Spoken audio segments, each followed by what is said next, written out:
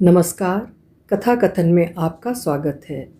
आज सुनिए सुपरिचित कथाकार आभा श्रीवास्तव की कहानी। शीर्षक है प्रायश्चित।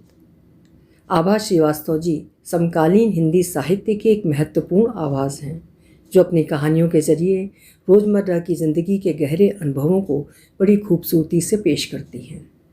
प्रस्तुत है कहानी मेरी ज़ुबानी। मैं हूँ सीमा सिंह। दिल्ली एयरपोर्ट पर कैफ़े में बैठी हुई वो बुर्का धारिणी मेरी तरफ पीठ किए हुए थी। टेबल पर कुहनी टिकाए उसके हाथों की उंगलियां मुझे साफ नज़र आ रही थीं। उसकी आवाज़ और उंगली में पहनी हुई ओपल की अंगूठी मुझे बेहद पहचानी सी लग रही थी।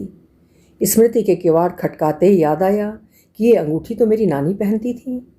जब तक मैं कुछ सोच पाती, वो अपनी कुर्सी से उठ खड़ी हुई। जाते समय अनायास ही वो घूमी और अपने साथी से कुछ कुछ कहते हुए सहसा उसने अपना नकाब पलट दिया। जब तक मैं उसे पहचानती या पुकारती, वो तेज़ कदमों से आगे निकल गई, क्योंकि दुबई जाने वाली फ़्लाइट की उद्घोषणा हो चुकी थी। नंदी, वो नंदी ही तो थी। वापस लौटकर मैं बड़ी देर तक नंदी के विषय में सोचती रही। फिर एक दिन अम्मा की साड़ियों को सहेजते हुए बक्से की तह से एक पुराना पोस्ट कार्ड मिला। का ब्याह है, तुमको तुरंत ही आना पड़ेगा। आरंभ के 2 अक्षर पानी से धुंधलाए हुए थे। पोस्टकार्ड के ऊपर दिल्ली दरवाज़ा फैजाबाद का पता पड़ा था। बड़ी देर तक मैं पोस्टकार्ड हाथ में लिए बैठी रही। इतने बरस पुराना पोस्टकार्ड अम्मा ने क्यों संभाल कर रखा था? किसके ब्याह की सूचना दी गई थी इस पोस्टकार्ड में? मैं सोच ही रही थी कि अम्मा की बनारसी साड़ी की तह से एक फ़ोटो टप से गिर पड़ी। उस फोटो में एक नवविवाहिता अपने पति के साथ खड़ी मुस्कुरा रही थी। काली सफ़ेद धुंधलाई सी उस तस्वीर को पहचानते ही मैं कई बरस पहले की दुनिया में लौट गई। नंदी, ये तो नंदी की ही तस्वीर थी। मेरी सखी, मेरी हमजोली नंदी, नानी के पड़ोस में रहने वाली नंदी। मन अतीत की दुनिया में लौट रहा था। कहाँ होगी, कैसी होगी नंदी? ननिहाल की देहरी छोड़े हुए भी तो बरसों बीत गए। बड़ी देर तक नंदी के ब्याह की तस्वीर निहारती रही मैं। उसके दूल्हे का पूरा चेहरा ही सेहरे से ढका था, किंतु ये तस्वीर अम्मा ने क्यों सहेज कर रखी थी? नानी के पड़ोस में रहती थी रज्जो मौसी, जो अपने पति की दूसरी ब्याहता थीं।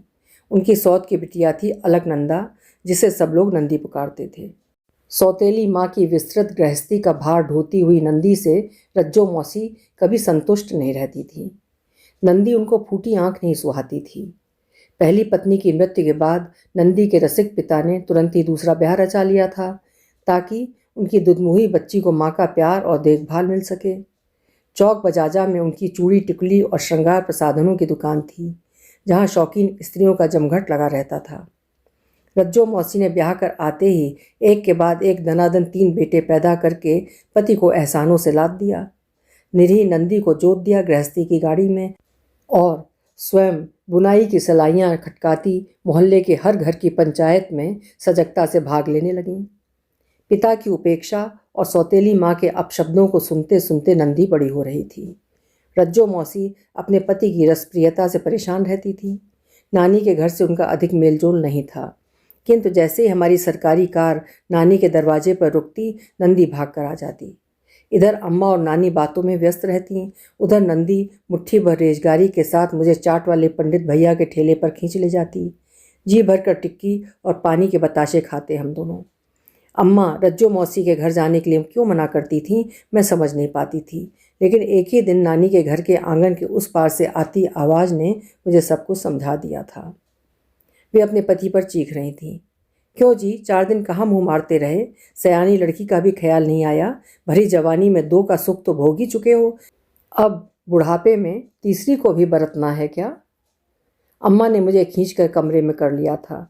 ऐसे मनमौजी पिता और श्रृंगार प्रिया सौतेली माँ के रंग ढंग लक्षणों का प्रभाव तो नंदी पर पड़ना ही था। आर्य कन्या इंटर कॉलेज से सहेलियों के साथ लौटते समय खिलखिलाहट का सबसे ऊंचा स्वर नंदी का ही होता। मोहल्ले भर के आवारा लड़के नंदी के रास्ते में आंखें बिछाए रहते। नंदी के नीरस जीवन का यही सबसे बड़ा रस था। मोहल्ले से थोड़ी ही दूर पर स्थित अनाथ आश्रम का लड़का था मोहसिन। बेहद लगन से पढ़ने लिखने वाला ये शालीन लड़का उस मोहल्ले में सबका प्रिय था। उस दिन कॉलेज से लौटते समय नंदी अपनी सहेलियों के साथ बतियाती हुई आ रही थी। लापरवाही से कंधे पर फेंके गए दुपट्टे की झालर पीछे आ रहे मोहसिन की अंगूठी में फंस गई। नंदी की सहेलियां आगे निकल गईं और नंदी अपना दुपट्टा छुड़ाने रुक गई। दुपट्टे की झालर छुड़ाते छुड़ाते दो कोमल हृदय कब आपस में उलझ गए पता ही नहीं चला। नंदी को पता था कि उसकी सौतेली माँ उसका ब्याह कभी नहीं होने देगी।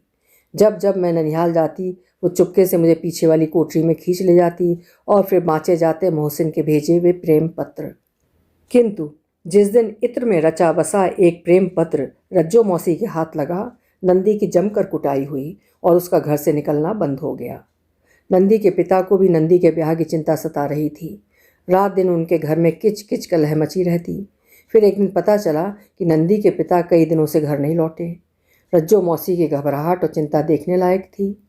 किसी ने बताया कि अयोध्या में 14 कोसी परिक्रमा के लिए आई साधुओं की टोली के साथ वे देखे गए थे।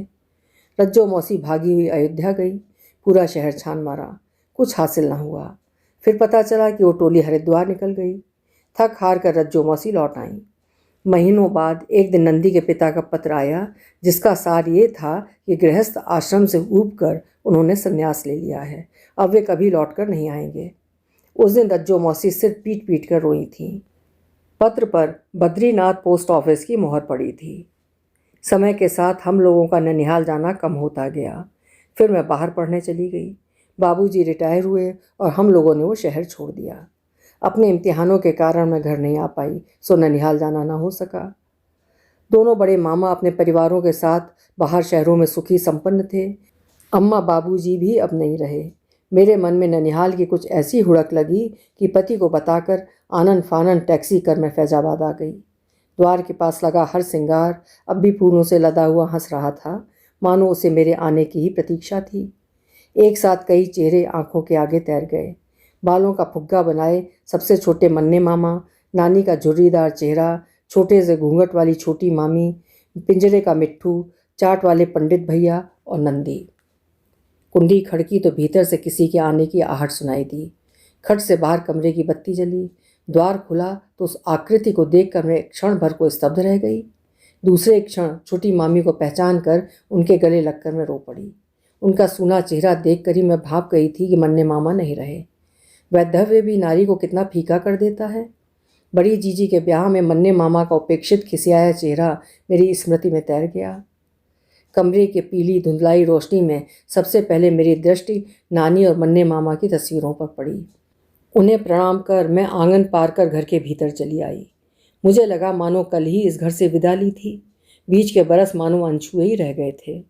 पूजा में आरती जल रही थी और वहीं भगवान के साथ नंदी और उसके दूल्हे की तस्वीर भी लगी थी। इस बार उसके पति का चेहरा स्पष्ट था, किंतु नंदी के ब्याह की तस्वीर अम्मा के बक्से में कैसे, मामी के पूजा घर में कैसे? नंदी नंदी मस्तिष्क में हथौड़े चल रहे थे। यहाँ नंदी की तस्वीर कैसे मामी? मैं स्वयं को रोक नहीं पाई। गुड़ और पानी लेकर आई छोटी मामी वहीं तख्त पर बैठ गईं। तुम लोगों ने तो हमें बिसरा ही दिया बिट्टी, मामी ने सरल भाव से कहा। ठीक ही किया जीजी ने, दादा लोगों ने। उनके भाई के कर्म ही ऐसे थे। मैं तो पत्नी थी सो निभाना ही था। उन्होंने एक ठंडी सांस ली। ऐसा क्या किया मन्ने मामा ने जो सबने उनसे रिश्ता तोड़ लिया मामी? मैं अपनी उत्सुकता नहीं रोक पा रही थी। हम लोगों से तेरे दोनों बड़े मामा लोग बेहद नाराज थे। कोई भी उनसे बात नहीं करता था। उन लोगों को शिकायत थी कि अम्मा जी के सारे जेवर और रुपया पैसा जो तेरे नाना छोड़ गए थे हम लोगों ने मार लिया है। लेकिन लली ऐसा नहीं था। तेरे दोनों बड़े मामा काफ़ी अच्छी नौकरी में थे और तेरे परिवार में भी कोई कमी नहीं थी। ऐसे में जब तेरे छोटे मामा कहीं नौकरी या बिजनेस में जम नहीं पा रहे थे तो अम्मा जी को सहारा देना ही था ना उनको। अगर वे ऐसा ना करती तो हम लोग सड़क पर आ जाते बिटिया।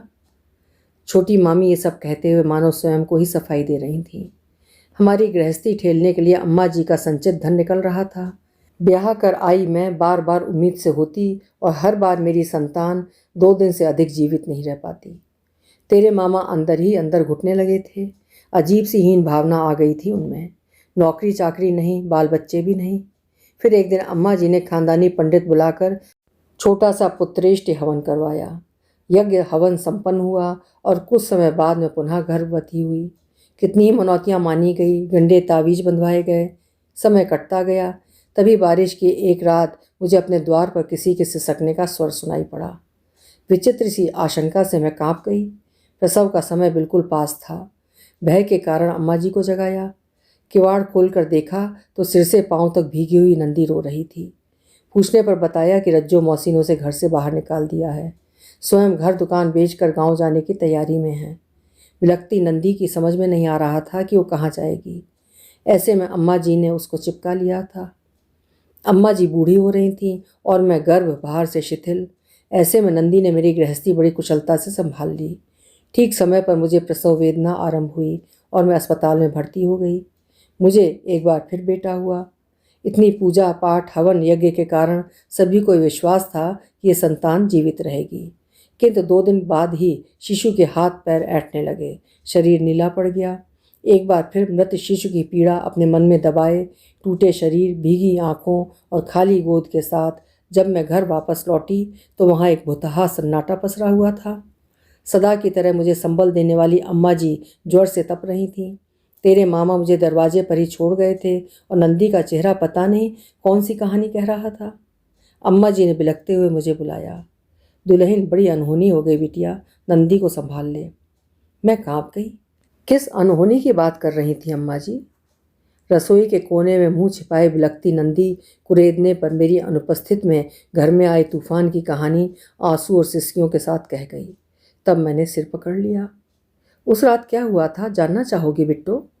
मामी ने पूछा, फिर मानो स्वयं से ही कहने लगी। वे बुरी तरह टूटे हुए थे। पढ़ लिख न पाने का दुख, नौकरी चाकरी ना होने का दुख, निसंतान होने का दुख, भाई बहनों से संबंध खत्म हो जाने का दुख, सभी का धक्का ही उन्हें पतन की गर्त में डुबो ले गया। कभी नशा न करने वाले मेरे पति ने उस दिन बेहद शराब पी। स्वयं से कमज़ोर पर ही व्यक्ति जोर आजमाता है। नंदी खाना लेकर उस रात जैसे उनके कमरे में पहुंची, उन पर शैतान सवार हो गया था। नशे में कामांध होकर वे नंदी पर टूट पड़े। वो रात नंदी के सर्वनाश की रात थी। हृदय पर पत्थर रखकर मैंने पति का ये विश्वासघात भी बर्दाश्त कर लिया। उस दिन से हमारा घर 3 किनारों में बंट गया। मैं, नंदी और तेरे मामा, हम तीनों एक दूसरे से कटे कटे रहने लगे। अम्मा जी ही हम तीनों के बीच संपर्क सूत्र का काम करती थीं।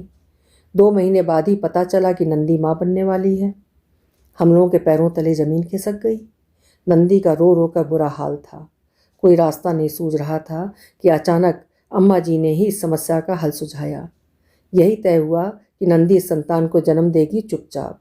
किसी को कानो कान खबर नहीं होगी कि नंदी गर्भवती है। कुछ भी कहो बिट्टो, उसके गर्भ में मेरे पति का ही अंश था। मैंने एक बार फिर गर्भवती होने का नाटक किया। नंदी की संतान अवैध न कहलाए, सो अम्मा जी का मन रखने के लिए चुपचाप इसी आंगन में तेरे मामा के साथ नंदी के फेरे पड़वाए।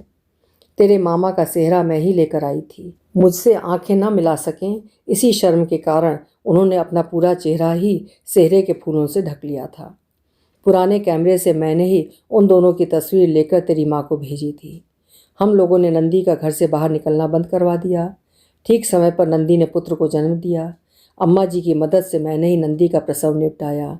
नन्हे शिशु का मुंह देखकर अम्मा जी के झुर्रीदार चेहरे पर ममत्व की एक लहर दौड़ गई। दुल्हन, ये बच्चा हम लोगों को छोड़कर नहीं जाएगा, देखना। वे बुदबुदा रही थीं, किंतु मृत्यु एक बार पुनः हमारे द्वार पर दस्तक दे चुकी थी। इस बार वो शिशु के लिए नहीं, अपने पिता के लिए आई थी। तेरे मामा ने ऊपर कमरे में जाकर फांसी लगा ली। वे नहीं बचे। बेटे के जाने का दुख अम्मा जी बर्दाश्त नहीं कर पाईं, सो वो भी बिस्तर से लग गईं। महीना बीतते न बीतते वो भी चल बसीं। उस सूने घर में शेष रह गए हम 3 प्राणी, मैं, नंदी और नन्हा मृत्युंजय, जिसे प्यार से हम जय बुलाते थे। नंदी को जय से तनिक भी मोह न था। सभी लोग जय को मेरा ही बेटा मानते थे। अब मेरे सिर पर 2 जिम्मेदारी थी, नंदी के ब्याह की और जय को पाल पोस कर बड़ा करने की। फिर एक दिन मोहसिन लौट आया। सांझ के दुधलके में जब मैं बाजार से लौट रही थी तो देखा कि नंदी के पुराने घर के द्वार पर कोई खड़ा था। रिक्शे से उतरते उतरते मैंने उसे पहचान लिया था।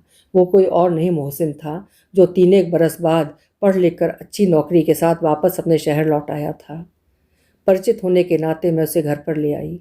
उसकी बेचैनी, उतावली, इधर उधर देखने के ढंग से लगा मानो वो किसी को ढूंढ रहा था, कुछ पूछना चाह रहा था। थोड़ा सा कुरेदने पर ही पूछ बैठा, उस घर में एक लड़की रहती थी नंदी, क्या आप उसका पता बता सकती हैं? जिस नंदी के ब्याह के लिए मैं चिंतित थी, उसका दूल्हा ईश्वर ने स्वयं ही मेरे द्वार पर भेज दिया था। नंदी के ब्याह की सूचना मैंने किसी को नहीं दी। अनाथालय में ही संचालक ने काजी बुलाकर उन दोनों का निकाह पढ़वा दिया। नंदी हिंदू थी, सो कन्यादान की रस्म मैंने निभाई। अम्मा जी के ओपल की अंगूठी से मैंने उसके पैर पूजे और अपनी मुंह दिखाई के खानदानी कंगन उसके हाथों में पहना दिए। नंदी मेरे गले लगकर रो पड़ी। सच कहूँ बिट्टी, उस समय मुझे यही लगा कि मेरी अपनी ही बेटी विदा हो रही है। मोहसिन को भी हम लोगों ने नहीं बताया कि जय नंदी की संतान है। क्या पता उसके मन में पाप आ जाता। नंदी को विदा करते समय मैंने यही कहा, पलट कर मत देखना नंदी, इस घर में तूने बहुत दुख देखे हैं, किसी का मोह मत करना। एक सुंदर कल तेरी प्रतीक्षा कर रहा है, चली जा और सुखी रहे। नंदी चली गई, फिर कभी लौट कर नहीं आई, लेकिन हर माह जय के नाम एक मनी ऑर्डर भेजती रहती थी। बरसों बीत गए। जय आज पढ़ लिख कर अच्छी नौकरी कर रहा है। कहता है कि अम्मा मेरे साथ चलो, लेकिन अपने पुरखों की देहरी छोड़कर कैसे चली जाऊं मैं। नंदी रिश्ते में शायद मेरी सौत लगती थी, लेकिन मुझे उससे कभी ईर्ष्या नहीं हुई। उसने मुझसे कभी पत्नीत्व का अधिकार नहीं छीना। वो चाहती तो मुझे घर से बाहर निकाल सकती थी। इस घर के चिराग की माँ थी वो। मुझ निपूती को माँ कहलाने का गौरव दिया उसने। कहते हैं कन्यादान सबसे बड़ा दान होता है। नंदी ने मुझे वो पुण्य भी करने दिया। अब मैं मरूंगी तो मेरी चिता को आग मेरे पति का बेटा ही देगा, कोई हमें निर्बंसिया नहीं कहेगा। छोटी मामी ने उस अदृश्य ईश्वर को हाथ जोड़े। अपने मन में झांकती हूँ तो वहाँ बड़ी शांति है। नंदी का कन्यादान करके मैंने अपने पति के पापों का प्रायश्चित कर लिया। नंदी कहाँ होगी पता नहीं, जहाँ हो ईश्वर करे वो सुखी रहे, यही कामना है। मामी और मैं उस सन्नाटे में बेहद स्तब्ध से बैठे थे। अगले दिन मेरी वापसी थी। आंसू भरी आंखों से टैक्सी में बैठते हुए मैंने ननिहाल की दहलीज को अंतिम प्रणाम किया। लौटते समय पूरे रास्ते में यही सोचती रही कि इस लालची दुनिया में जब हर व्यक्ति, हर परिवार अपना स्वार्थ साधने में लगा है, एक दूसरे का हक मारने में लगा है, तब उस छोटे से शहर की मेरी अनपढ़ छोटी मामी का हृदय इतना निष्कपट कैसे रह पाया। हाँ, जिसकी एक झलक मैंने एयरपोर्ट पर देखी थी वो नंदी ही थी, क्योंकि उन चंपक उंगलियों में पहनी हुई ओपल की अंगूठी को मैंने पहचान लिया था। मैं समझ गई थी कि ब्याह के न्योते के पोस्टकार्ड के अक्षर अम्मा के आंसुओं से ही धुंधलाए थे। अभी आप सुन रहे थे आभा श्रीवास्तव जी की लिखी हुई कहानी प्रायश्चित। उम्मीद है कहानी आपको ज़रूर पसंद आई होगी। पसंद आई हो तो कहानी को लाइक करिएगा और चैनल को सब्सक्राइब करिएगा। कल फिर मिलेंगे। आपका समय शुभ हो।